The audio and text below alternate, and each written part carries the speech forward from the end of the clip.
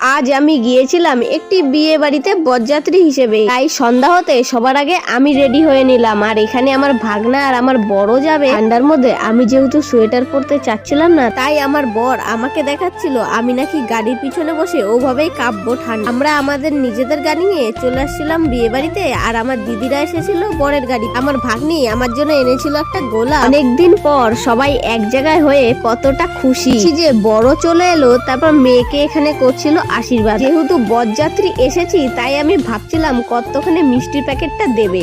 कैसे कैसे लोग रहते हैं यार यहाँ पर। পিছন দিকে বাজছিল গান। মেজো জাইম্বু চশমা নিয়ে দুজনে করছিল ডান্স। शाबाश बेटा।